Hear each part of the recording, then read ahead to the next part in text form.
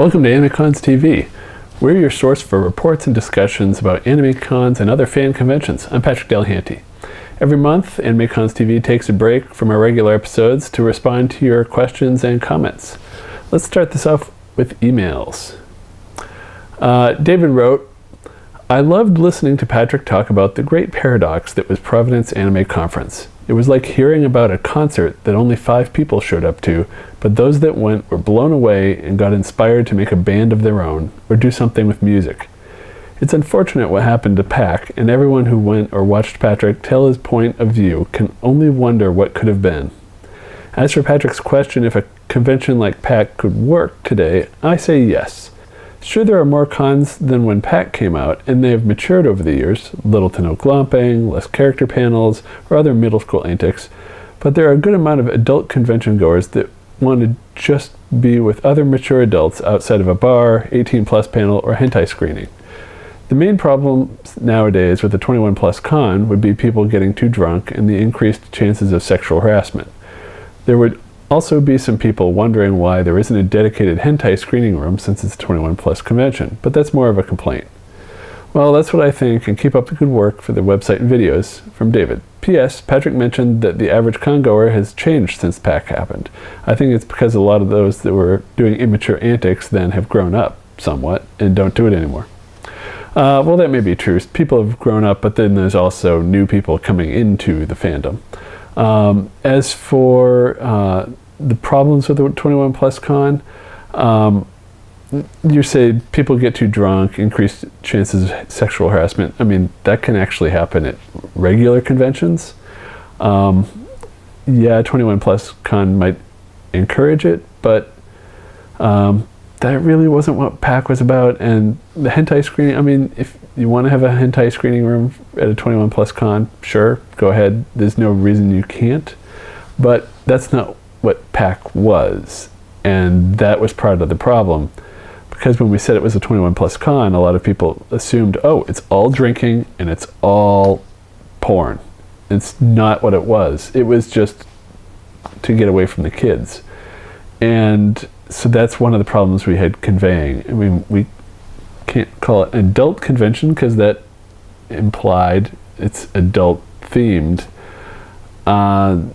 So it just became really hard to get that point across that yes, we will have some of that. There'll be some events where you can have alcohol, and there'll be some adult programming, but a lot of it was just, mature discussions, talking about history of anime or starting conventions, and a lot of stuff that grown-ups would be interested in. And it's hard to convey all of that in a sort of elevator pitch or just in an ad. And it wasn't just adult stuff. So yeah, maybe it could work today, but there's too many cons, so I don't want to try. It's just, there's a convention, there's dozens of conventions every weekend now. So there's always room for a good one. Jacob wrote, I have to cancel my hotel room to Izumicon 2018. I had contacted the con chair by email, PM'd the Izumicon Facebook page, and PM'd the con chair's personal Facebook account. The good news for me is that I did not lose money. My question is, how do you spot if the convention chairperson is ripping con-goers off, and what can con-goers do to protect themselves? I would like to see an episode answering these questions. A while back we did an episode on red flags of bad conventions, and I think you're right, I might be able to do a revisit of that at some point. As for Izumicon, for those that don't know, they announced the cancellation of that convention, and word got out that it was going to be canceled before they made a formal announcement. So a lot of people were left wondering for days, and they're posting on Facebook and emailing and trying to figure out, is this convention canceled? What's going on? And the convention never came forward to say, yes, we're sorry, we have to cancel. There was just silence, which is not a good sign. because if they're not canceled, they'll of course say, "Oh no, where's this rumor coming from? It's not true. We're canceled. We're going to happen." And so, ultimately, from what I understand, a lot of the staff had resigned, especially the senior staff, the higher level staff. They resigned, and so there was nobody left to run the convention, and so yeah, it's canceled without much warning. And Izumicon had been running since 2007. I think they had a year or two off here and there, but in the last year it changed hands and somebody else started running the convention. They bought the name from the previous organizers, and so I mean, you would think Izumicon's been running for 10 plus years. It's everything I heard about the previous convention must be a good sign for this one, but I mean, I don't think they advertise the fact it's under new management, so it's hard to tell. Usually, when it's a bad convention, it's the first couple of years, and you can tell by going to the website and just looking at other indications, like, yeah, they don't really seem to know what they're doing. And then conventions that have been running a long time usually know what they're doing and have their stuff in order. And so you'd think that Izumicon would be fine. And so yeah, I don't know if anybody actually saw this coming, unless they were on staff with Izumicon and they knew the internal stuff. But for the public face of this, it seemed to come out of nowhere.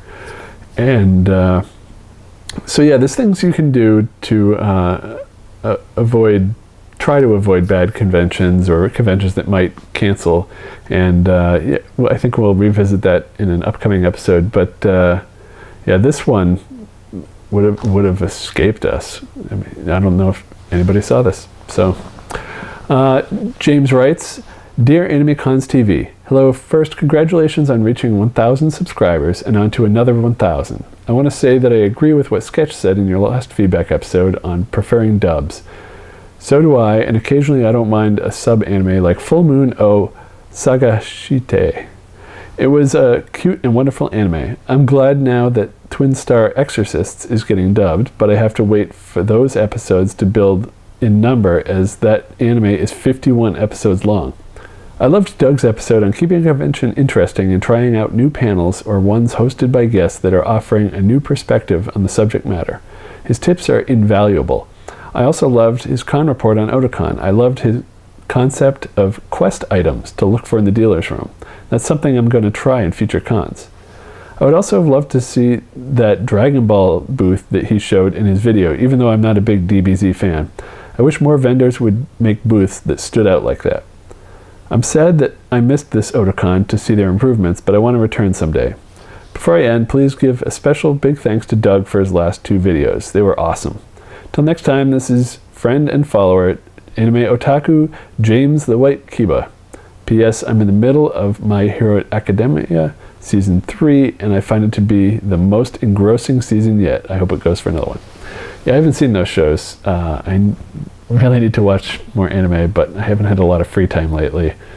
Yeah, that Otakon booth was pretty awesome, and I saw a lot of people's Otakon reports. It seems like everybody had pictures of that. It was pretty impressive. And yeah, I haven't been to Otakon since 2005, mostly because I hate Baltimore. It's one of my least favorite cities on the planet. But now they've moved, but I'm on the West Coast, so, well, maybe someday I'll make it back there. We'll see. On YouTube, Sparrow779 wrote in response to Doug's Otakon report, I was glad this was one of the longer videos since I was looking forward to it. I went to Otakon once, 2012, and really enjoyed it, though it seemed a disorganized mess at times. So I was wondering how it was settling in for its second year in a new area. The DC Center looks nice too. I would love to go to Otakon again while they're in DC, even if it seems some of the things that bothered me in 2012, line issues, scheduling weirdness, may still be there, albeit to a lesser degree. I wonder if the jump in attendance is because they've stopped doing Otakon Vegas and word spread that the DC Center is a good fit. I don't think Otakon Vegas has anything to do with the attendance increase, because it's like 3,000 miles away. And although there's some overlap in attendees, there's probably not much. I think a lot of the Otakon Vegas attendees were from the West Coast. And even if you add the people that went to Otakon Vegas to Otakon, that I don't think accounts for the increase. I think it just increased because people saw they did well in DC last year and they wanted to give it a shot, and wait out the first year because things might go wrong. But they've gone back, and Otakon's a well-known convention. A lot of people know about it, so they're willing to trust it. So I think that has more to do with the attendance than anything about Otakon Vegas. So, Ninopocalypse wrote in response to the Otakon report, "That's our Gundam group. An explanation, an apology. For the time and place the shoot was held, Otakon opened up their coordinated cosplay shoot slots back in April and stopped taking applications a month later." Wait, what? The convention was in August, and they open it up in April and stop in May, like 3 months before. Okay, that's ridiculous. Anyway, but they never made a public announcement about it. Oh, come on, really? All right. Because the slots weren't filled the first time around, they accepted last-minute applications for the remaining ones for 1 week towards the end of July. The general consensus was that Saturday afternoon worked best for most of the people who were interested. Then, all of the slots for better locations in the convention center had already been taken. I was unfamiliar with the layout and availability of the Marriott Marquis, so I just stuck with what Otakon would give us. And earlier times had already been filled as well, so we were more or less stuck with Hall B at 5 p.m.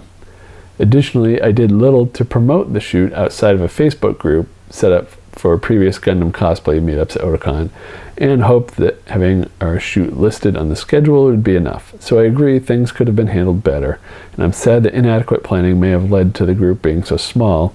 Next year will be an opportunity to do better, or maybe someone more competent than me will take over. Anyway, thanks so much for joining us and for talking about the shoot in this report. Yeah, don't be too hard on yourself. It sounds like Otakon messed up their cosplay photo shoot location reservation thing. But yeah, now that you're more familiar with the Marriott Marquis, maybe some locations there, and also, you could always ask around and find some people that are more familiar with the area and maybe are interested in being in the group, see if they have suggestions. And you don't have to put this all on yourself. There's other people that can help. So work together with people. And but I know Doug had a great time, and he was really thrilled about that photo shoot. So I mean, it had some hiccups, but I don't think they're your fault. At least that's not the gist that I got from it. And next, a mother dropped us a line. "Hello, I sure hope I'm doing this the right way. I would like to take a moment and fill you in at my biggest challenge as a mother. My daughter, who is 12, has been a furry for the last 2 years. Up until we came to Megaplex this year, I wasn't sure how to embrace this part of her life. I didn't even know this really existed.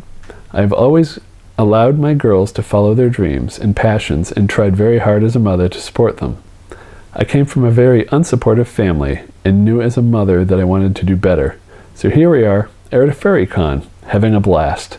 The priceless smile on my daughter's face will never be forgotten in my mind. In fact, we're already making arrangements for next year's Megaplex FurCon. Since the event, I have been going crazy trying to figure out a way to help her achieve her goals in making a headpiece. I am completely overwhelmed. This is way out of my league. We have Googled and YouTubed videos like crazy. Knowing what I'm up against, I already feel defeated. This brings me to my next point. My daughter has a severe case of scoliosis. She's set to have spinal fusion surgery in November. As a mother, I'm scared, feel helpless, and want to do something for her as a post-op surprise. I'm thinking that may help her recovery time, as she will have something to look forward to. However, I'm clueless as to where to start. The whole point of this is me asking for any help that you can offer. If there's someone who can help me figure out how to build a head for her, someone that you can pass my info on to, I don't know. I'm just a mom who loves and supports her daughter and wants to give her a piece of hope for after surgery.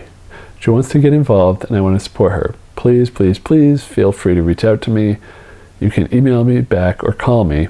Just a concerned mother wanting to surprise and help my daughter. Thank you for your time. Wow. Mostly we report on anime conventions, but we do cover a lot of fan conventions. And a furrycon is something we haven't covered yet, but I'm so glad you wrote in, because it's so great to see a mother who cares about her daughter's interests and wants to encourage it. And conventions are a great place for that, because you're with people who share the same interests, and I've made so many friends through conventions, and so I hope that your daughter's going to make a lot of friends as well.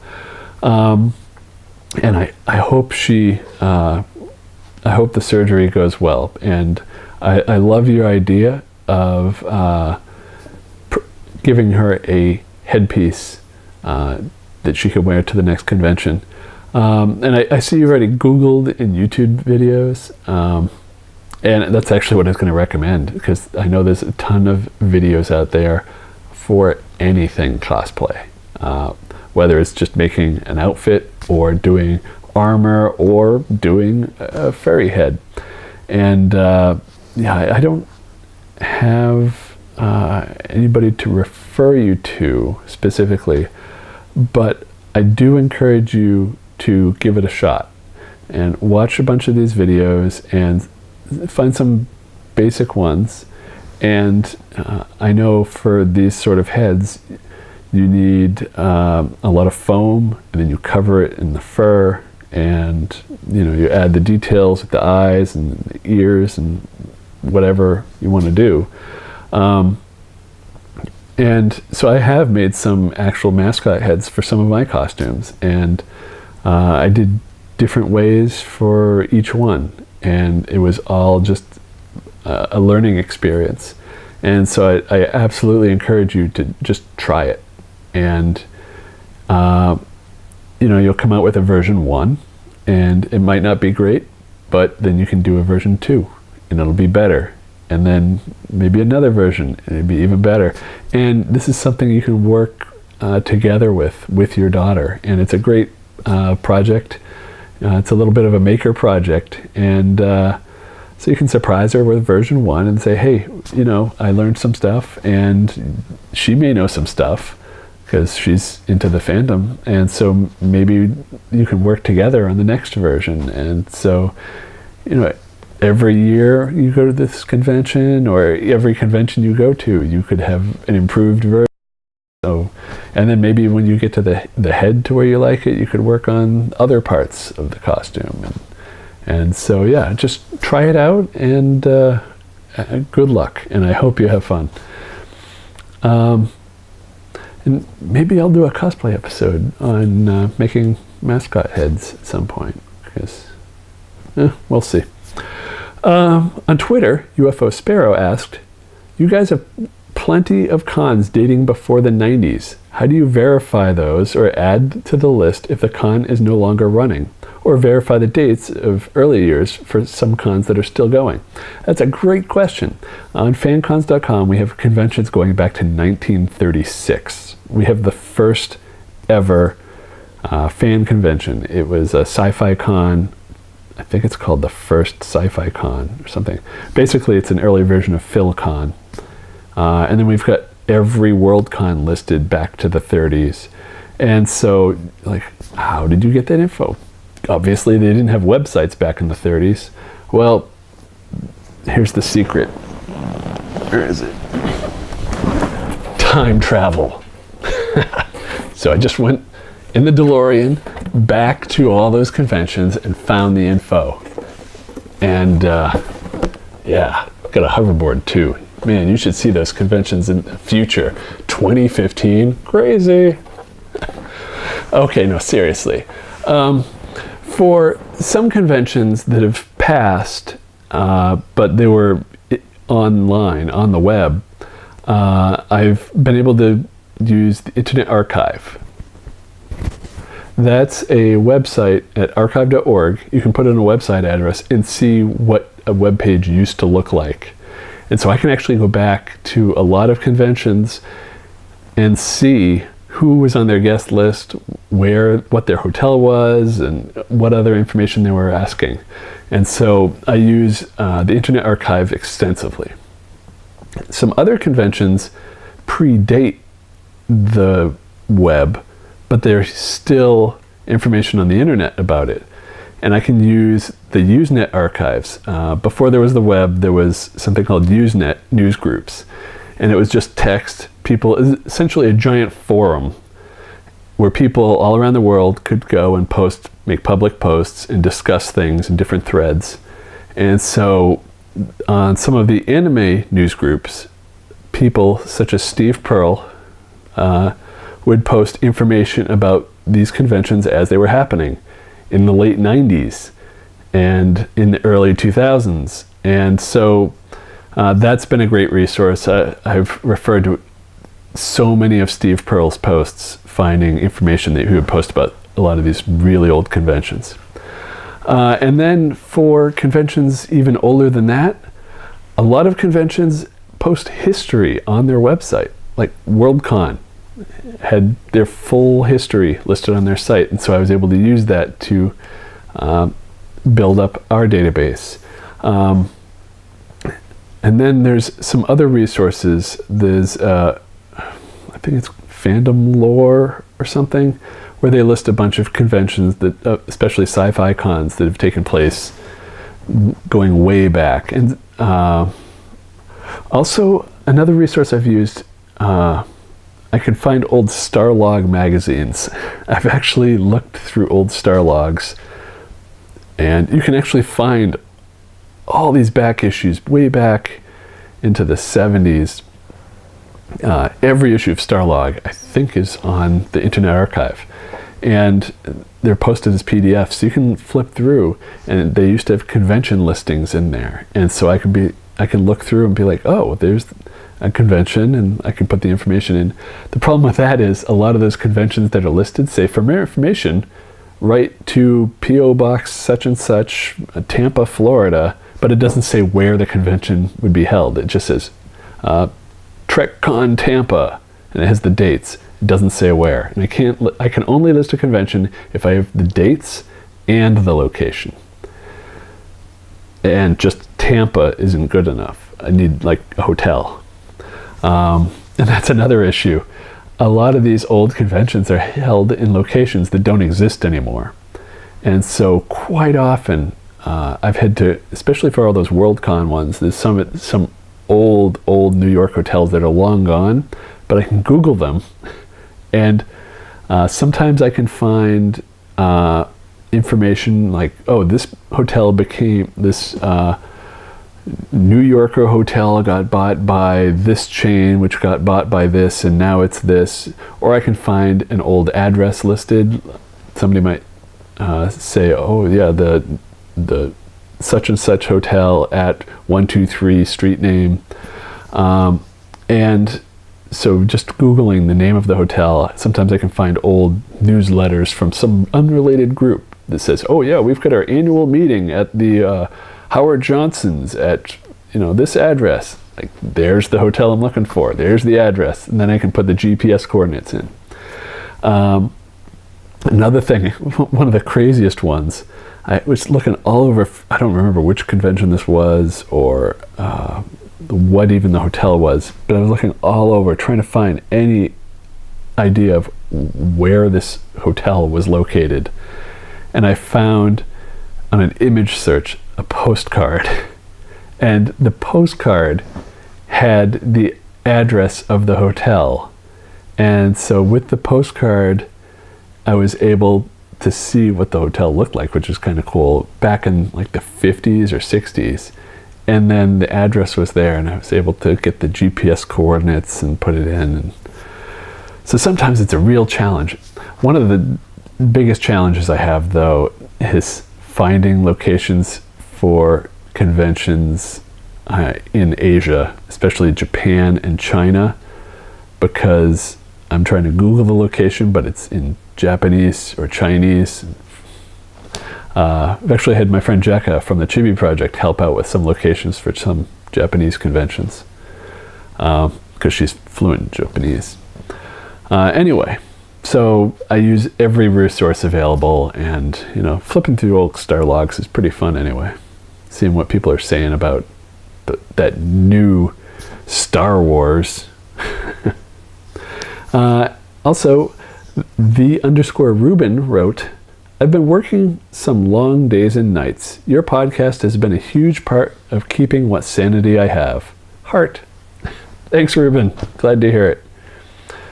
And so now let's take a look at all the conventions that are coming up through October 2018 as found on fancons.com.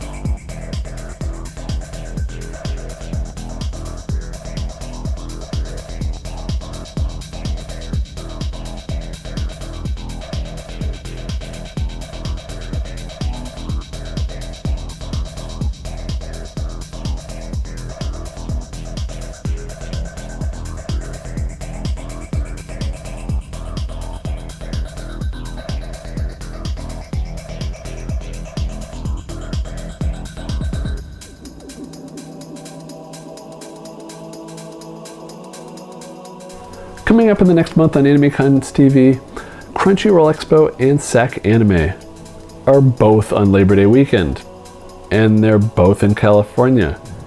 They're both in the Bay Area. They're about 2 hours apart. One is down in San Jose, Crunchyroll Expo, and then SAC Anime is in Sacramento.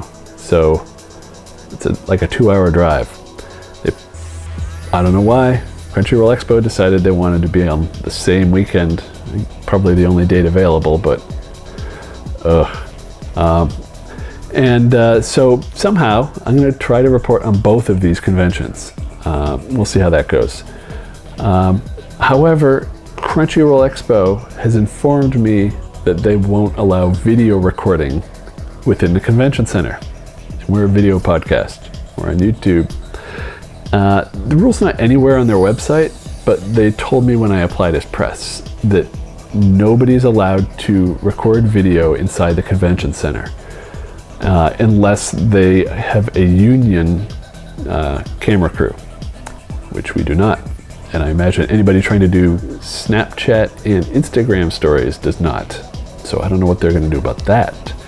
But so we'll use still photos, and we'll film the report elsewhere. Also, I won't be able to record the cosplay contest, so sorry.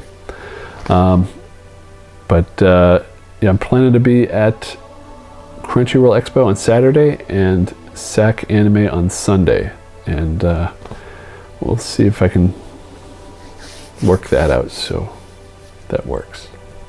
Anyway, if you're going to be at either of these conventions and you see me, just come up, say hi, and I think I still have some stickers left. So, but we love hearing from your viewers, and so we need to hear from you before our next feedback episode at the end of September. It's September already? Oh, where's the time gone? If you're watching this on YouTube, you can just leave a comment down in the comment area, and don't forget to like and subscribe. We haven't had many voicemails for a while, but our voicemail line is still there at 762-ADEQUATE, at 762-233-7828, and you can also text us at that number, which nobody ever does. And you can email us at podcast@animecons.tv. New episodes are available every Monday at 3 p.m. Eastern, noon Pacific. We post about them on Facebook and Twitter, so please share and retweet or share links to our YouTube video. It really helps us out. And telling your friends about us is such an easy thing to do, and it makes a big difference. So please tell people to watch our episodes. If we get a cosplay help episode, tell somebody like, hey, you needed help doing this? Here, watch this. Or just, share it on your Facebook page. Let everybody know they should be watching AnimeCons TV. See what these old farts have to say. And you can subscribe. If you're not subscribed, please help us out. If you're watching this on YouTube, there should be a subscribe button somewhere, so hit that. And you can also subscribe on iTunes. We're a podcast, so subscribe to our video podcast at itunes.animecons.tv, or you can watch on our site at animecons.tv. We also have a Apple TV app, so if you have an Apple TV, the latest version, or the one with the apps, you can search for AnimeCons TV and download our app. Also, new thing, we're on Unlocked. A bunch of voice actors have created an app where you can interact with them when they go live. And so if you want to see David Vincent, Bryce Papenbrook, and a ton of others, and see what they're up to, download the Unlocked app, and we're also in there. So if you want to see our episodes, they're, a lot of this is vertical video, but we post ours sideways, so you can rotate your phone and watch us. But yeah, Unlocked, you can get it by going to unlocked.animecons.tv. So go to that link, unlocked.animecons.tv, and download the app and check it out. It's pretty cool. And if you want to follow me, I'm on Twitter at pdelahanty, and if you want to follow AnimeCons TV, it's on Twitter at AnimeCons TV. And thanks for watching. We'll see you next week. And then Crunchyroll and Sec Anime a couple weeks after. So, see you again soon. Bye.